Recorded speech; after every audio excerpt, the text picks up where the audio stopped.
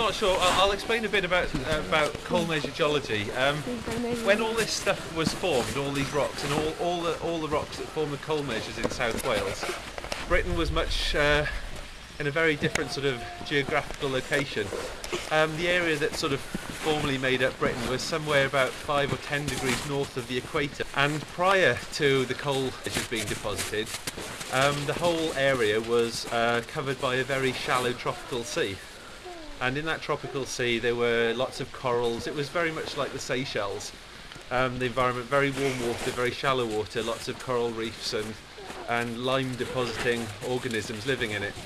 And that's why in South Wales we've got the Carboniferous Limestone, which is a big sort of layer of well, it's probably about 600 metres thick in places, of limestone that underlies the whole coal measures. So if you went up onto Glanavon, you've got the coal measures lying right next to the limestone, and you've got a rim of limestone that follows all the way around past sort of Craigenos up into the Brecon Beacons and down towards Ammanford, and you've got the same on the south coast, going around sort of Caerphilly margin towards Bridgend. During the early part of the coal measure period, what's called the Upper Carboniferous, the environment changed a bit. There were lots of earth movements going on, and there was a period of what you call mountain building. It was called part of what was called a thing called the Variscan orogeny, and basically it meant there was pressure from in a north-south direction. So I'll see if I'll draw. It's easier. Okay. So during the Carboniferous period, there was no land at all. During the lower Carboniferous, when the limestone was being formed, there was nothing. And then during the Upper Carboniferous, the part that formed the coal measures, there was an area of land, roughly sort of that shape. It's several hundred kilometres long by several hundred kilometres high, and it arose because there was pressure in the Earth's crust pushing up and down like that, and it caused the Earth's crust to buckle up.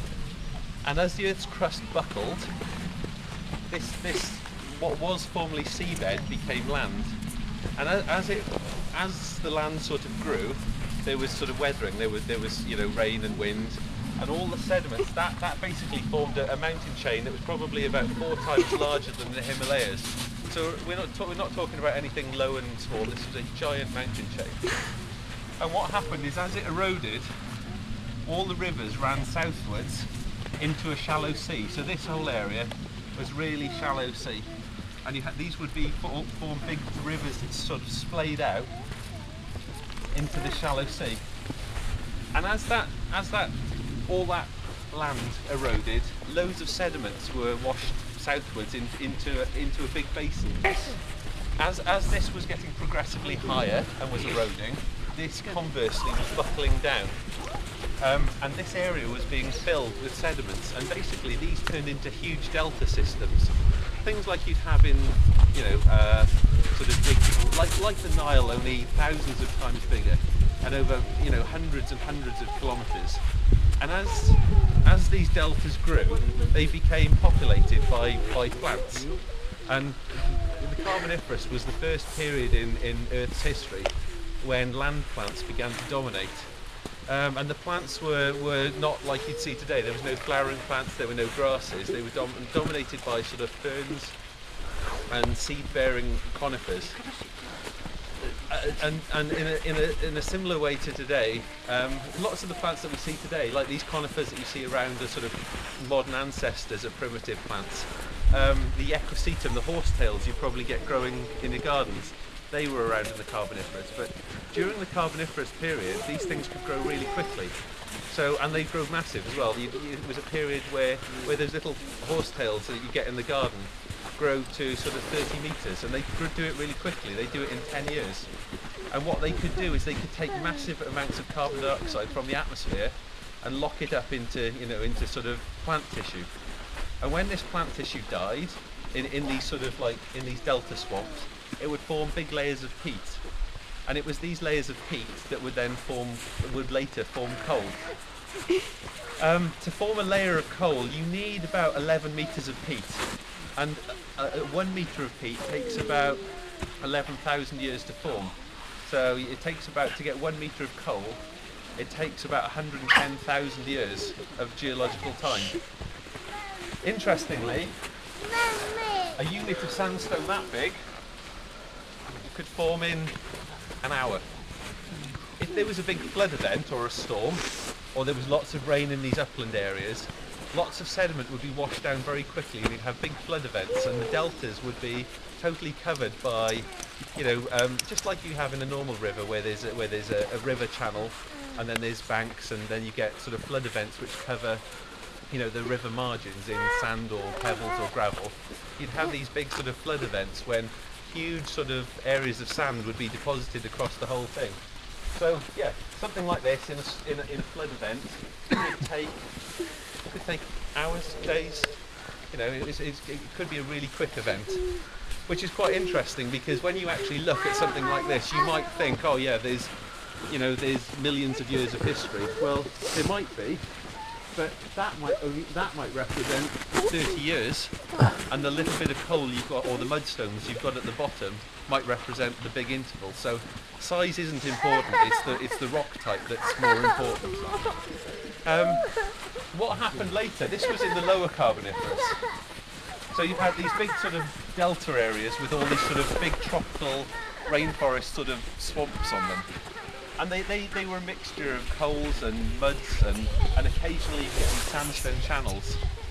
But then in the latter part of the Carboniferous, when this sandstones were formed, there was another landmass which started developing.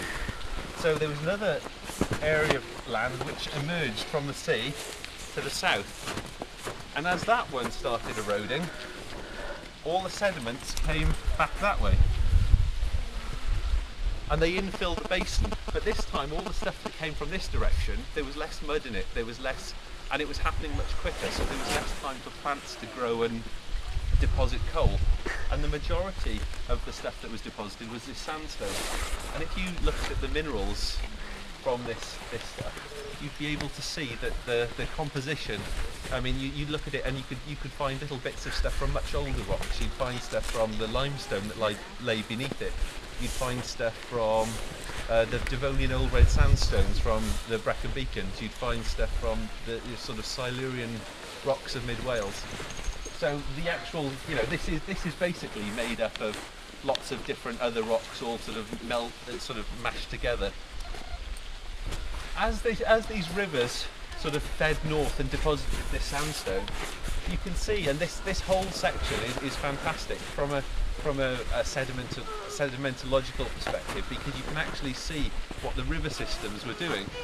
If you look at this particular rock here, if I draw some lines on this, right, you can see there's a line running through that rock there, and if I trace over it, you can see there's another line here.